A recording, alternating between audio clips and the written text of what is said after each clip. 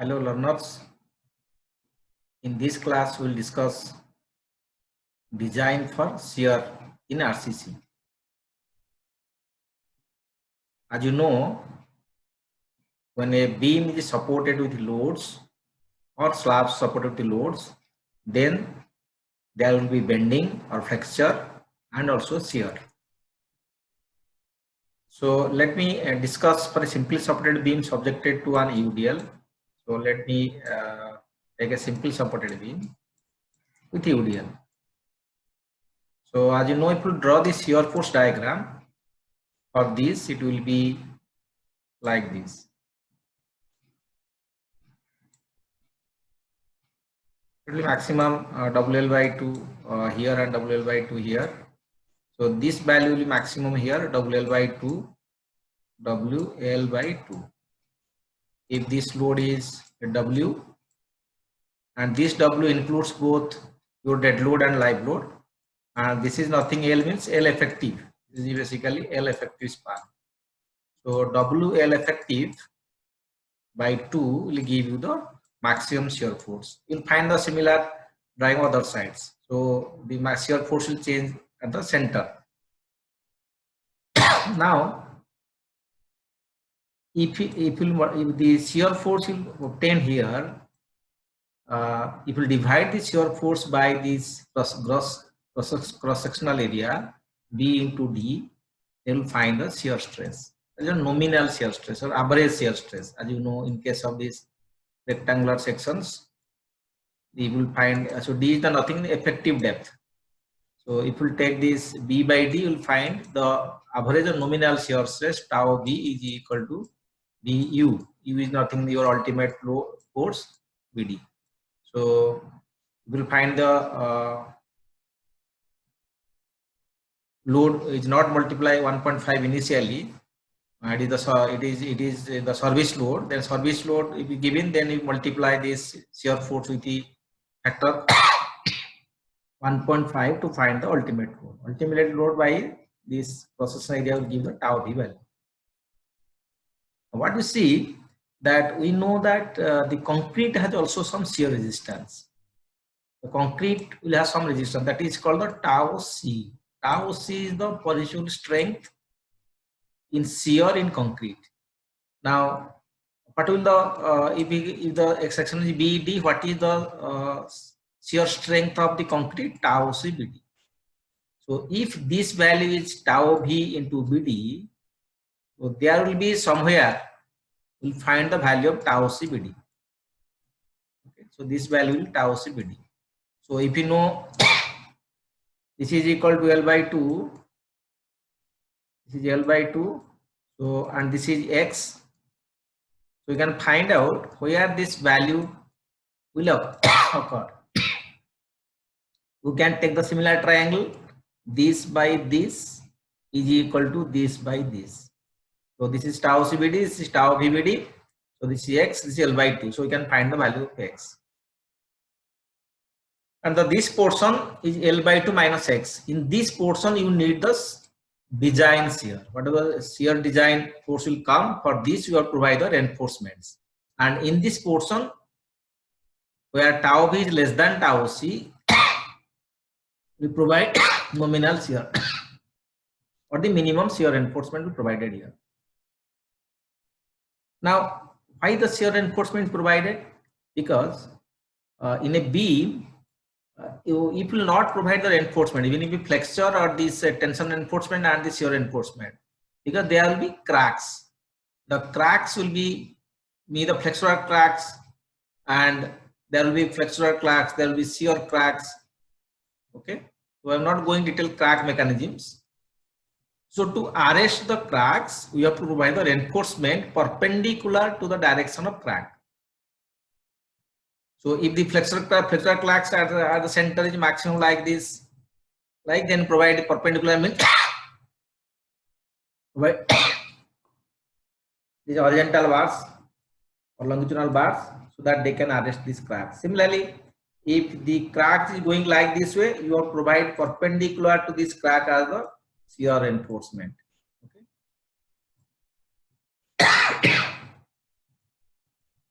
So this is the shear reinforcement. This is the shear reinforcement. And similarly, you know, at this center, your value will be 0. If you find this principal stress strain diagrams in 0, so the cracks will be horizontal, so you provide the vertical bars as the shear reinforcement. So reinforcement can be vertical stirrups or can be inclined stirrups. So you can provide bent top bars or you can provide vertical stirrups for the shear reinforcement. So let us see the codal provisions.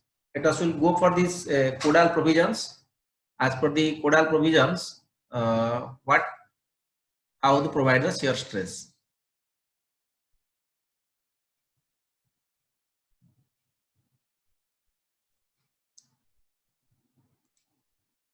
Now open your code, page number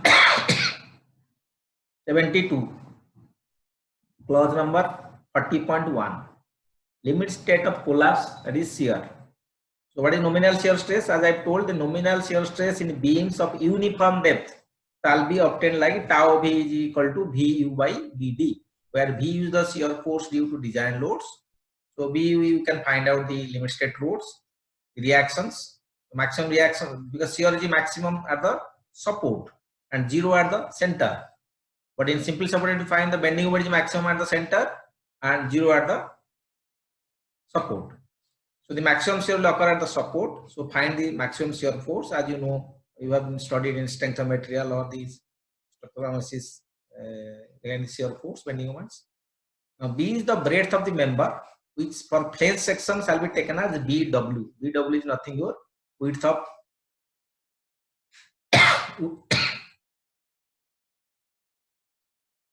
width of this wave in case of flange sections, and in rectangular it is B. So if you have a T section like this, as we have discussed earlier, so this is your value of the width of the wave. This is the BW, width of the wave. Okay. What is a rectangular sections? Then this will be your B value, width of the wave. Clear? Now D is the effective depth. So effective depth, as you know, from the top compression fiber to bottom of the to the center of the steel. So from the top compression fiber to the center, if the steels are here, then the center of steels, center of steel to this bottom, this is equal to your D effective. Right? It is nothing, the overall depth minus cover minus half of the diameter of rod, center of steel. So for the uniform depth, you can find tau v vu by bd. But if it is a varying depth, like your trapezoidal sections or sections are varying, then tau v will depends vu plus minus mu by d into tan beta by bd. Beta is the angle between the top and bottom edges. So that will require for this varying sections.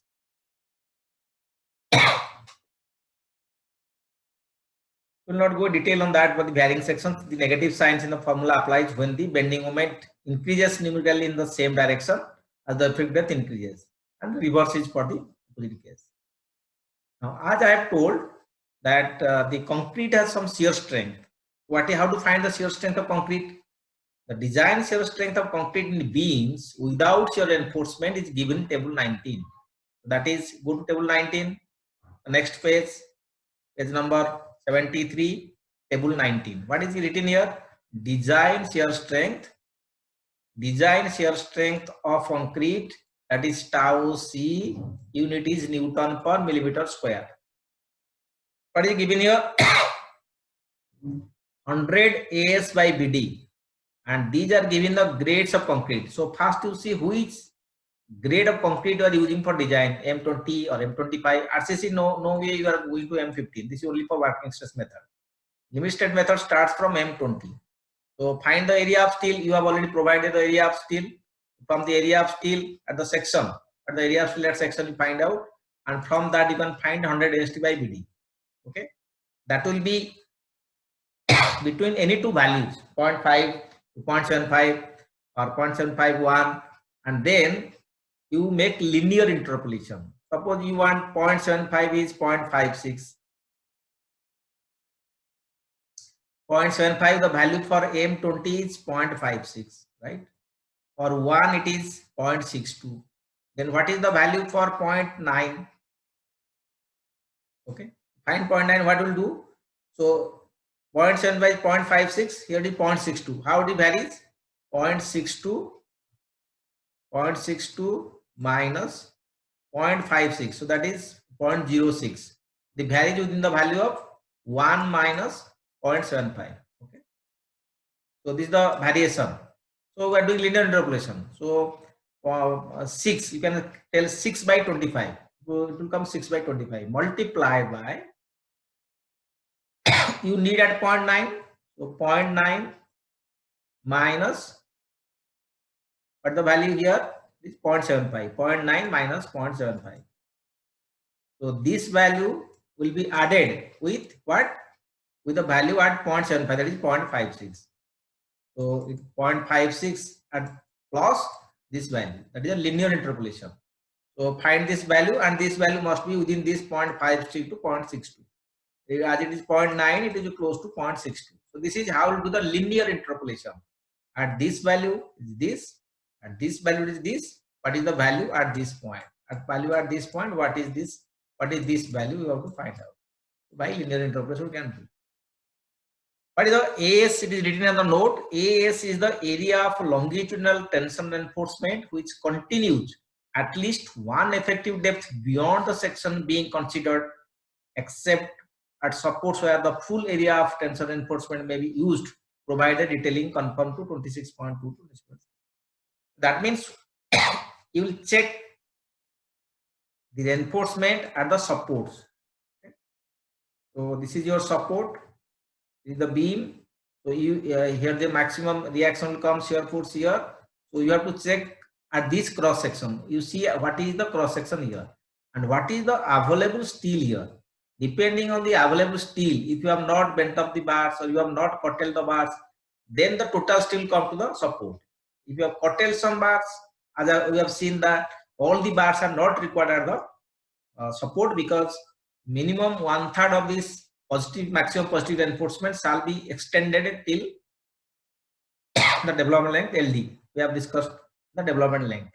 You can refer these earlier lectures on the development length also in this YouTube. Now, what is the area available here? You have to find wherever you are checking for this stress, because the maximum force will come at the support. We'll check the shear stress at support. So to find out the percent of steel, you have to see what is the area of steel available at support. Depending on that, you have to find out this percentage of steel. So from this table 19, we will find out the tau C, that is the permissible strength of these things. Okay. Also, there is a maximum shear stress in table 20. Maximum shear stress of concrete, tau C maximum. So tau C maximum, what is the value? For different grade of concrete, the values are given here in Newton per millimeter square. Everything is written here. So if M25, M20, M30, M40 and above, so accordingly you can find out these values. Now again back to this your design shear strength. Now this is for beam. For solid slabs, the design shear strength for concrete shall be tau C into K. We have height from value tau C from the percentage of steel reinforcement at supports where you are checking the shear stress. Now multiply by K. What is K? K is a constant, and this it depends on the overall depth of the slab. Slab generally we are using in the, if you think what the slab thickness for your building at your house, while building at your village, maximum 100 mm. We are using 4 inches slabs, 100 mm, and sometimes it will be 125, 130, but it may be different value, 300 to 75 to 50 like that, and 150 or less. If 150 or less, the value is 1.3. For other values, these are the values, and if any value come in between this, then again you have to do the linear interpolation. If some value is here like 260, it is 260, what is the value? As we have done the linear interpolation, you have to find what the value. Between 1.05 and 1.1. It goes on decreasing from here to here. It goes on decreasing a value. So if it is 300 more, it will be 1, and if it is 150 or less, it is 1.3. in between you have to do the linear interpolation and find the value of k. So in slabs, your tau v shall be less than k tau c, because in slabs, because the thickness is very less, depth is 150 millimeter, 100 millimeter, 200 millimeter, difficult to provide shear reinforcement. So generally, no shear reinforcement provided in slabs, and tau v shall be less than k tau c in that case. So that is for this design of this slabs of the shear. So there is no shear reinforcement because the thickness is very less.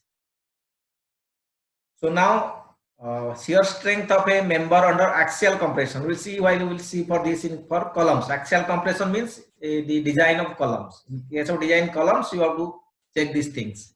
So we'll see in the latter stage for this shear strength of axial compression. Now, there's a case, as I've told, that if tau v is less than tau c, we have seen in the diagram that there case will come where this tau v, this is your shear diagram, shear force diagram. Here it is tau v, and somewhere will be tau c. Now in this region, there is no reinforcement required, but you have to provide a minimum shear reinforcement. You see, under no circumstances, even with shear reinforcement, shall be the nominal shear stress in beams tau v exceeds tau c maximum given in table 20. That means the tau v value, what you have calculated, shall not exceed tau v maximum. Tau v shall be less than this. So check. So do the first check. Tau v is less than tau c maximum. Okay. Then nominal shear stress shall not exceed half the appropriate value given in table 20. In case of solid slabs, the nominal shear stress shall not exceed appropriate value given table 20. This is for slabs. Generally, you don't give any slab reinforcements for shear in slabs. But if slab is very 500, 600 mm, like your slabs in bridges, in that case you have to provide the shear reinforcement. But in case of the residential buildings or the multi-story buildings, the slab thickness within 200 mm, 150 mm, so in that case you don't generally provide this shear reinforcement. And if this nominal shear stress shall not exceed half the appropriate value given in table 20, that you have to see for the slabs. Now, what the minimum shear reinforcement? When tau v is less than tau c, we have seen the case tau v less than tau c, tau v greater than tau c. When tau v is less than tau c, then in table 19, minimum shear reinforcement shall be provided in accordance with 26.5.1.6. Now go to the clause 26.5.1.6. We'll see this 26.5.1.6. So page 48. Go to page 48.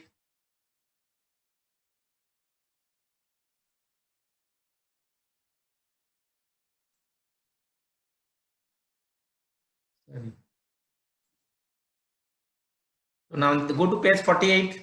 In the page 48, clause number 26.5.1.6, it is minimum shear reinforcement. But the minimum shear reinforcement, it will be by this clause. Generally, shear reinforcement provided by stirrups. The stirrups may be single leg stirrups like this. There may be only one stirrups. There may be two leg stirrups. So two leg stirrups will be like this. Generally, provide two leg stirrups. It will go like this, and it will be bend here. It will bend here. Two leg stirrups. Single leg. If you provide another stirrup here, it will be three leg stirrups. It can be four leg stirrups, 8 leg stirrups. So depending on that, as many legs, the area will be different. Single leg stirrups means the area is equal to pi by 4 into pi square. Pi is the diameter of the rod. If two leg stirrups, you multiply this with 2, that will be two leg stirrups area. So this is the ASB, total cross-sectional area of stirrup legs effective in shear. So depending on, generally we are using two leg stirrups. So we can take two leg stirrups of 8 mm diameter, 10 mm diameter. It is not that we are doing 20 mm diameter stirrups. Generally 8 to 10 mm bars are used to provide it, because the you have to see the available in the market. The market, the minimum size of diameter of HOST bars or the deep steel is available 8 mm. So we cannot provide less than 8 mm because it is not available. It is available, you can go also 6 mm bars. For plain bars 6 mm available. For the HOST bars 8 mm bars are available in the market. So we can provide minimum 2 leg stirrups, means 2 into pi by 4 into 8 square at 8 mm. So it will come nearly about 100 millimeter square ASB. Okay. Now B is the width of the section. So B is the breadth of the member or breadth of the wave for flanged beams. And SB is the spacing of stirrups. Spacing of stirrup means you have a beam here, okay? You have a beam here, you have this longitudinal steel here, you have the holding bars here. Now you have provided the stirrups here in the longitudinal section. So now these distance between these two stirrups, this is called SB, spacing of bars. This is nothing, this is called SB, spacing of bars or spacing of the stirrups.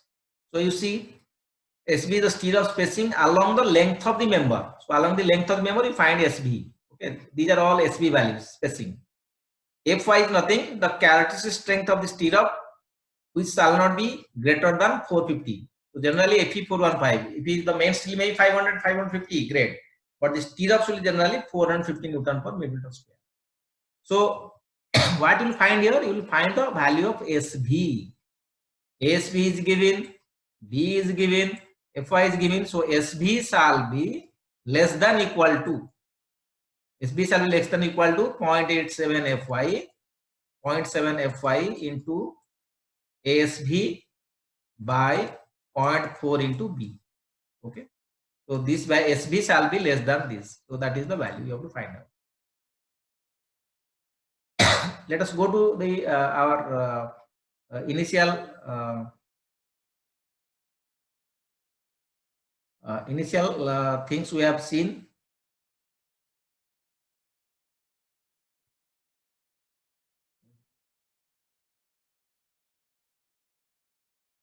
Okay. So now let us come to this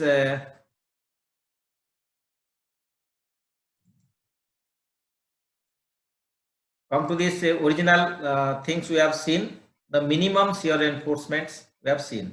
The minimum shear reinforcement, if tau is less than tau c, then minimum reinforcement is required. Now next comes, if tau is greater than tau c, what will do? If tau is greater than tau c, then shear reinforcement shall be provided in any of the following. So either I have told you can provide vertical stirrups, you can provide bent top bars along with the stirrups. So you can go for a beam section. So you can provide these stirrups like these bent top bars, and also you can provide these vertical stirrups. So both are possible combinations, or only vertical stirrups that you can provide. So at the next page, go to next page. Then inclined stirrups. You can also provide bent top bars or inclined stirrups. Where bent top bars are provided, read carefully. Where bent top bars are provided, their contribution towards shear reinforcement or resistance shall not be more than half that of the total shear reinforcement. What does it mean? It's very, very important. What is the shear resistance? Shear resistance means this Bu minus tau CBD. Bu is your, we have discussed earlier, this is tau V, this is tau C. So what is the shear force for which to design? Tau V minus tau C into BD. So your tau V minus tau C into BD, that is your shear resistance for which it will be designed. That is basically called as VUS. Okay. The strength of shear reinforcement shall be calculated as below. So this VU minus, VU means what? Tau V into BD. So tau V minus tau C into BD is equal to your shear resistance. So the contribution of the bent top bars, the shear resistance of bent top bars shall not be more than half of this value. Let me explain. So how you find the strength of bent top bars? there is a formula given here to find the strength of bent over bars. We'll discuss later. Now, the bent over bar strength may be anything, but their contribution shall be less than half of this shear resistance. Let me explain for a numerical value. Suppose the bent over bar bars has a strength of 100 kilonewton. Okay, this is the strength or resistance of bent over bars, VB bent over bars. But this VU minus tau CBD. So this resistance, okay, this resistance is suppose that is your VUS is equal to 150 kilonewton. Okay. Now what we'll do, so this contribution of this bent over bar shall not be more than 50% of this. So 50% this means 75 kilonewton. So if it is, though it is 100 kilonewton capacity, but they will contribute only 75 kilonewton, and for the rest 75 kilonewton, you have to design the vertical stirrups. Now, if in the second case, suppose the VUS is equal to 250 kilonewton. If it is 250 kilonewton, then half of this is 125, but it is 100. So it is okay. So that means 250 minus 100, that is equal to, for 150 kilonewton, you have to write vertical stirrup. Very clear on these things. So the resistance of the bent over bars is shall not be more than half of the total shear reinforcement. So then different case, it may be less than this half, it may be more than half. If it is less than the half, then you take the differential amount for the vertical stirrup. If it is more than the half, so half will go for bent over bars, half will design for vertical stirrup. So that you should clear. Now once you find these values, then what is the spacing? Basically the spacing will be equal to vertical stirrups 0.87 Fy ASB into D by SB. Fy is your characteristic strength, ASB is the two-legged 8M stirrups or 10M stirrups we are using area, then D is the effective depth, and SB is the spacing. So basically what you find here again the VUS is known, tau V minus tau C into BD, or VUC minus tau C BD, the same thing, tau V minus tau C into BD. So that is your VUS. Fy is known, generally you will use 450 grade, 415 grade steel.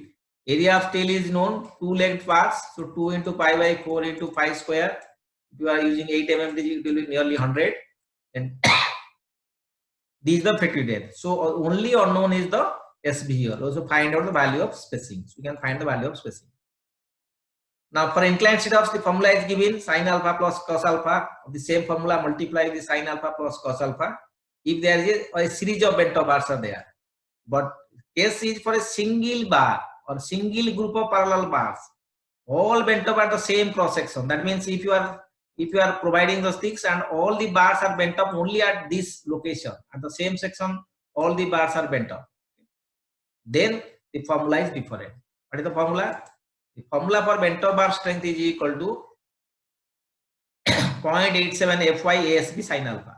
What is the meaning of Fy is your characteristic strength? What is ASB here? Here ASB means total cross-sectional area, total cross-sectional area of stirrup legs or bent over bars, not the stirrup. Don't confuse. ASB here in this formula, this ASB is not 2 into pi by 4 by pi square.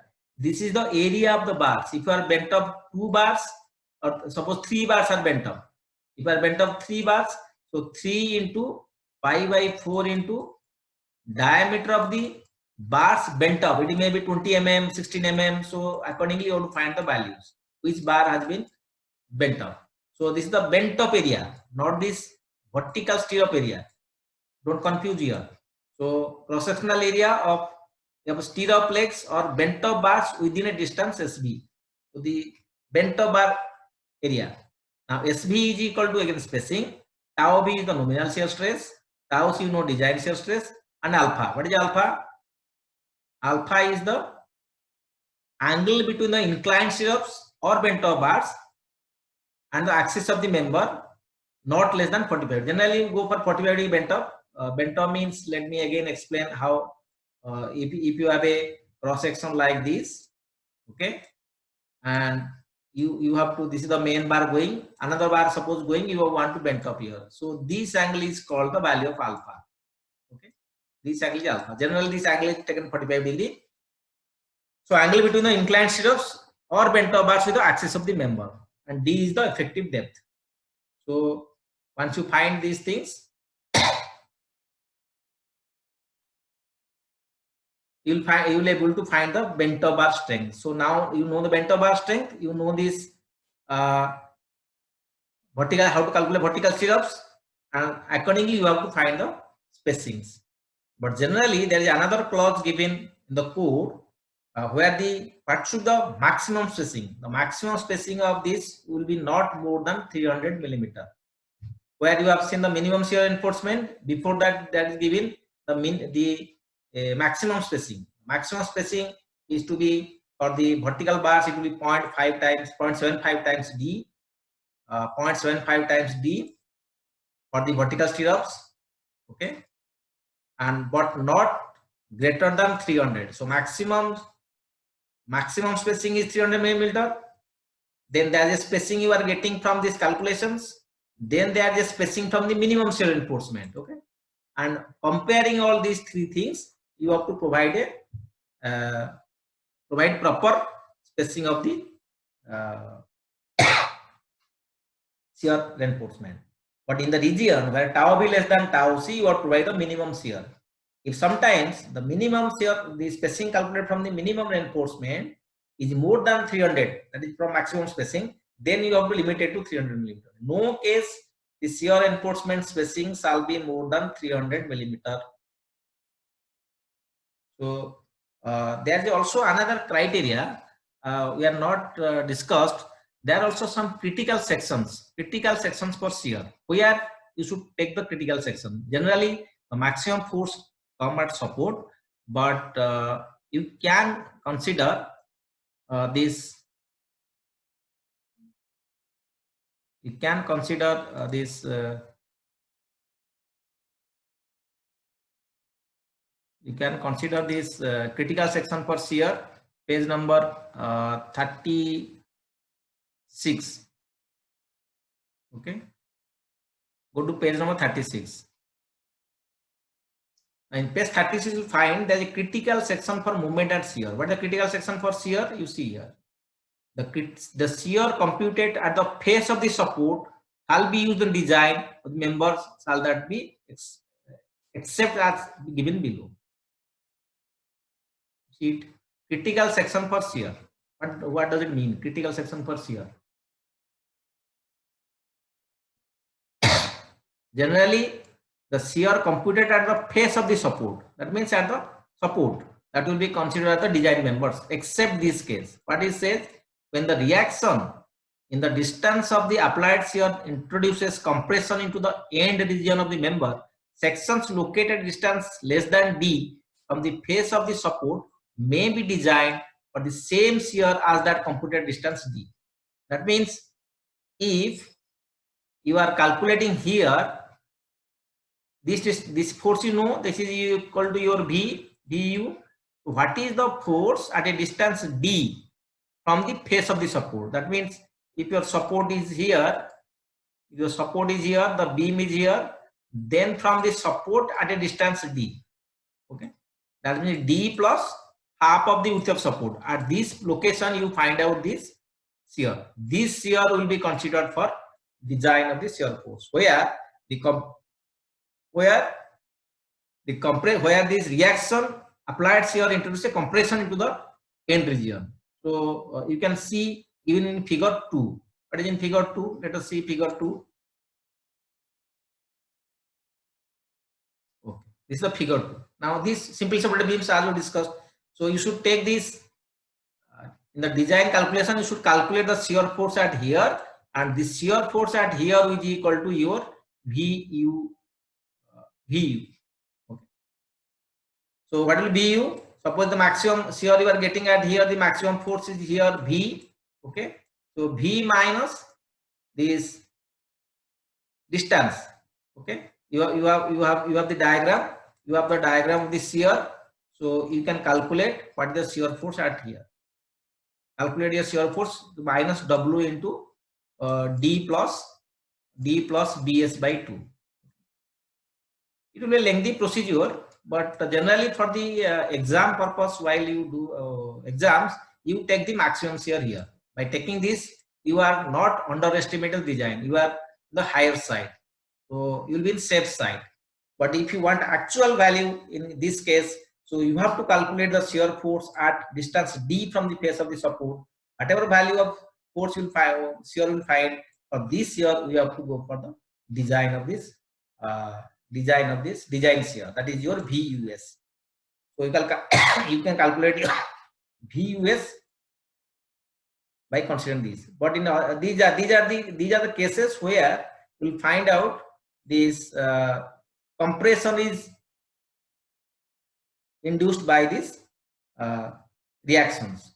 Okay, so in those cases you have to take a distance D, but here you have to take at the face of the support. So this is all about this theoretical background or the concepts given on this IS 456 codal provisions for design of this shear.